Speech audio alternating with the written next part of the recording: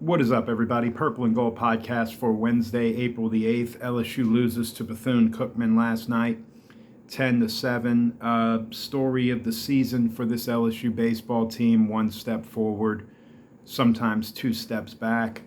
LSU did make the anticipated change in the lineup that we thought. Mason Braun played first. Eddie Yaman was the DH. He was on base a bunch of times, and Kate Aaron Beatty was the catcher.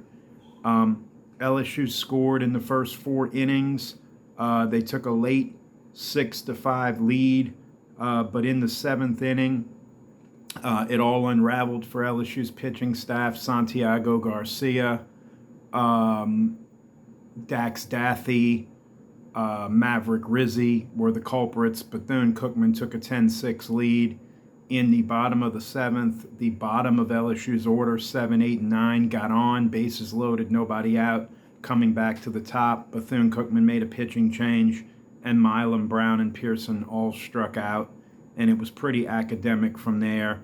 LSU did get Derek Curiel to the plate as the tying run in the bottom of the 9th, but he grounded out, and LSU loses 10-7.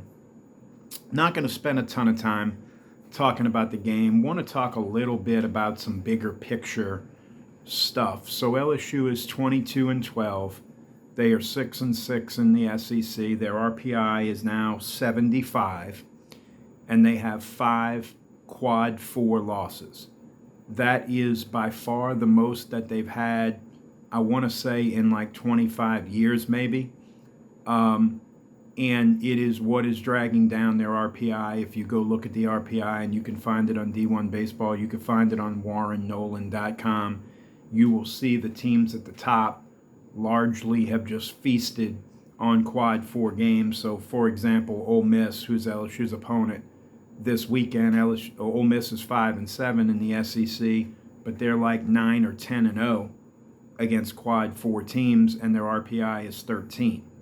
So let's talk about what LSU needs to do to make the tournament, be a 2 seed, and beyond. So the normal mode of operation is that a 14-16 record in a league like the SEC would get you into the NCAA tournament. If you go look at Warren Nolan's nitty-gritty report where it tells you what LSU's expected RPI would be, if LSU went 16-14 in league play, their expected RPI is still only 43. So if they end up 14-16 and they have an RPI in the 50s, I think it's going to be close. I don't think LSU would be left out of the tournament at 14-16. You would feel a whole lot better at 15-15. And then 16-14, I think they'd be solidly in and maybe even avoid like a top 2 or 3 team in the tournament. Baseball America put out their weekly projection this morning. LSU is the 2 seed at UCLA's regional. UCLA would be the number 1 overall seed in the tournament. So LSU would be seeded 32nd, and they would be sent to UCLA, where their season would likely be over. What does LSU need to do to avoid that? Again, I think 16-14 in the SEC would probably get them up a few notches on the 2 line, where maybe they could avoid one of the top 2 or 3 or 4 overall seeds. What does LSU need to do to host a regional? Probably have to get to 17 or 18 SEC wins at this point. You'd probably have to win a series on the road at Mississippi State. You'd probably have to win a series on the road at Georgia. The way this team has gone up and down and fluctuated, it feels like that ship has sailed.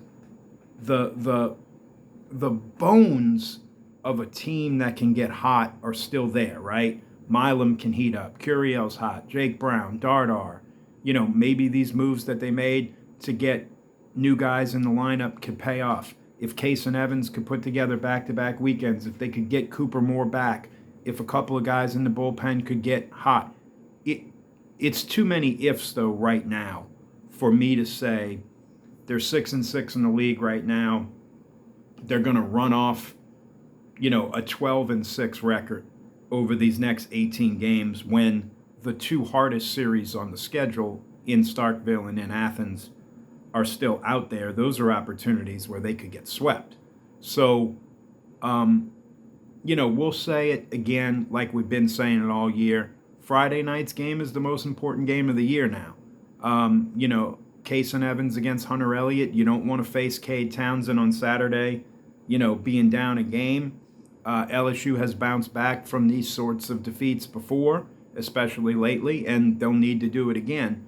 But at this point, we talked in the before the season, we talked on this podcast, and when we talked about schedule and we talked about predictions, I told everybody in the super regional era, which started in 1999, LSU has never made the College World Series having to go on the road. At this point, it looks like LSU is going to have to go on the road. So that means in order for LSU's season to end in Omaha, they will have to do something no other LSU baseball team has done before. Am I going to sit here on April the 8th and say they can't do it? No, but I would ask all of you listening to this podcast, you've watched the games. Do you think they can do it? Do you think this is the kind of team that's going to run off and beat somebody in a regional on the road, win a super regional on the road, and get them? Probably not. So I do think the goals have shifted. I do think the goalposts have moved a bit in terms of, I think you have to take this game by game and weekend by weekend. LSU's got to try to get 2 out of 3 here against Ole Miss. If they can do that, they will put themselves in a pretty good position to be a 2 seed somewhere in the middle of the pack if the math starts to work in their favor. LSU men's basketball has made a couple of hires for the coaching staff. Rick Stansberry is a great hire. He's the all-time winningest coach in Mississippi State history. As their head coach, he's got a reputation as a big-time recruiter, and that has been made official, and it's all but official that Johnny Jones, former LSU head coach, former LSU assistant coach, former LSU player, will be on the staff. He resigned his position as the head coach at Texas Southern last night, so I would expect some sort of an official announcement today that Johnny Jones is joining Will Wade's men's basketball coaching staff. LSU women's basketball got a bit of bad news yesterday. Bella Hines is entering the transfer portal. That was a little bit of a surprise. Kim Mulkey had expressed that she thought everybody but Divine Barrage and Kaylin Gilbert were coming back. That is no longer the case. On the men's basketball side in the transfer portal, LSU has 2 players left. Jalen Reese, who was a freshman guard, and Robert Miller, who was a sophomore center. He will be a junior. Reese will be a sophomore.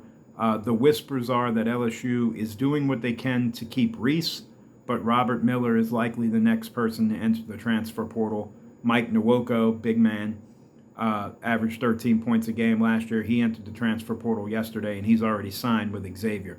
So Will Wade is going to have a completely new roster, probably no more than 2 players back, but probably only 1 player back. That's not unexpected. I expected Will Wade to basically roll over and clean house.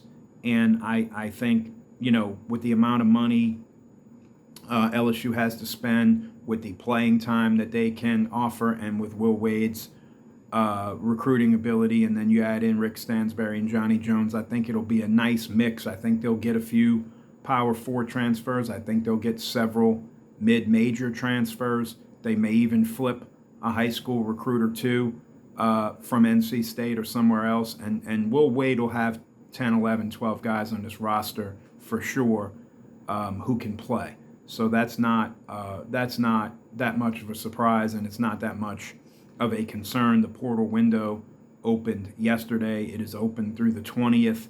It is my understanding that Will Wade will probably take 4 or 5 days here to try to assess everything.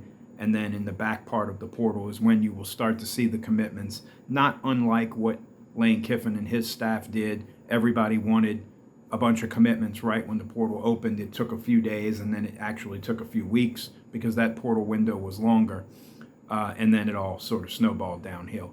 We'll be here to cover it. We'll be back tomorrow, another episode of the Purple and Gold podcast. I will be on the radio tomorrow, WRBE FM at 7:30 Central. If anybody would like to listen, we'll be talking SEC baseball, and we'll preview LSU and Ole Miss with Mikey in the morning and those guys over there in George County, Mississippi, for my weekly radio spot. If you could like and subscribe to the channel, if you're watching on YouTube, that would be greatly appreciated.